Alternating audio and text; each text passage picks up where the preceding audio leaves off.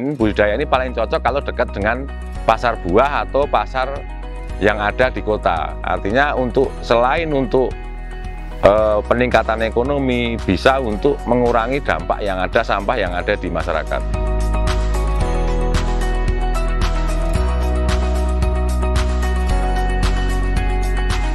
Assalamualaikum warahmatullahi wabarakatuh. Perkenalkan, saya adalah Yulistanto, Kepala Desa Njoho. Ini adalah budidaya maggot di Desa Njoho.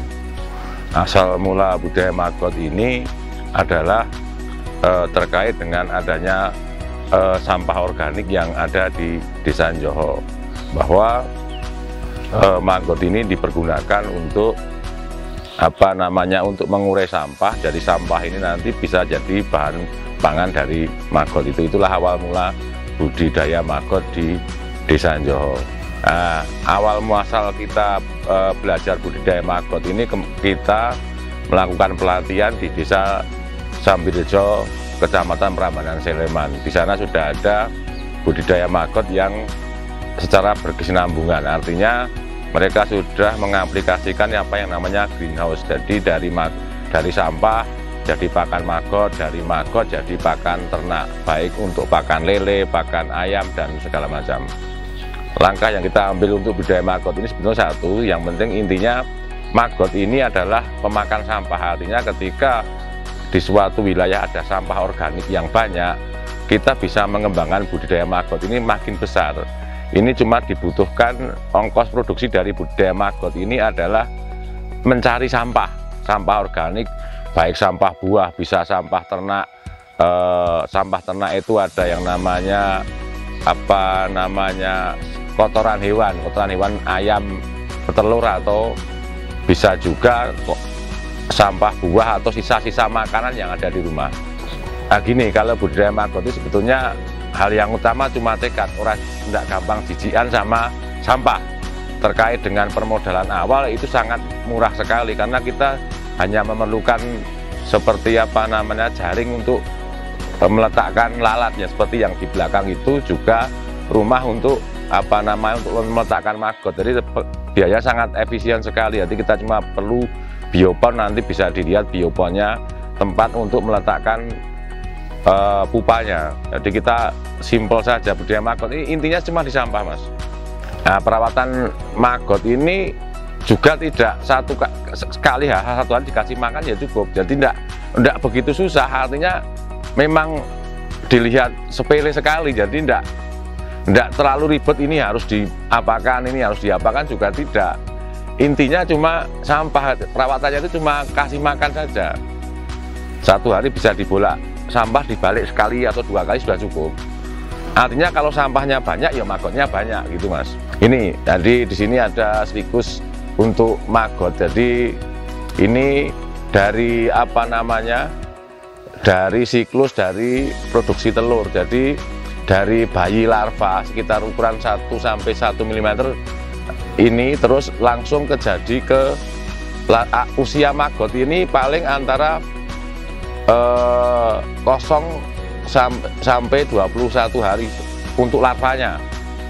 Dari larva terus menjadi prepupa, itu umur antara 18 sampai 24 hari.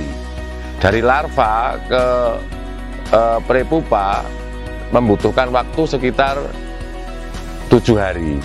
Selepas itu dari prepupa menjadi lalat antara 7 sampai 14 hari. Artinya apa? Budidaya maggot ini paling memerlukan waktu sekitar 40 hari dari telur menjadi lalat lagi. Di larva dewasa, masa panen nanti di larva dewasa sekitar umur 14 sampai 21 hari bisa dipanen. Kalau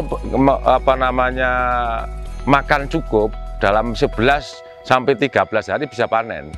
Nah, ini keuntungan dari maggot ini adalah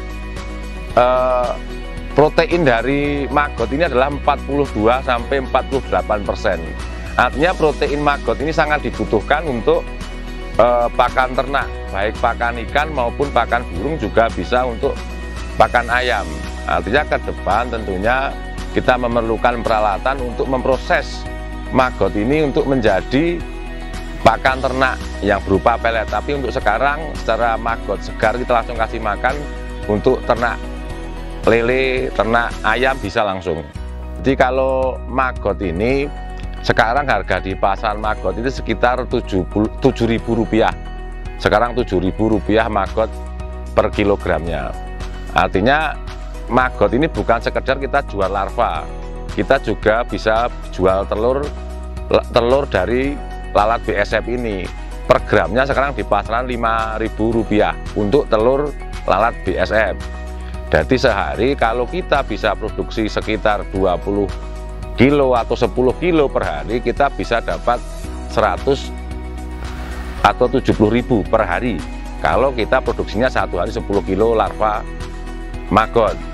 Kalau bisa kita lipatkan, artinya satu hari 20 kilo, sebulan kita sudah bisa 4 sampai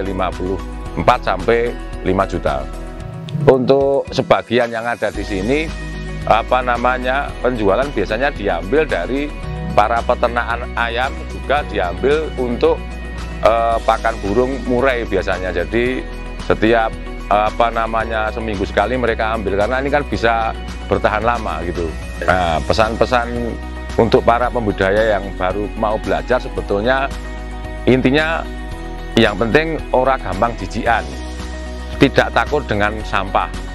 Artinya budidaya ini sangat mudah, bisa belajar ke sini langsung, bisa langsung untuk budidaya.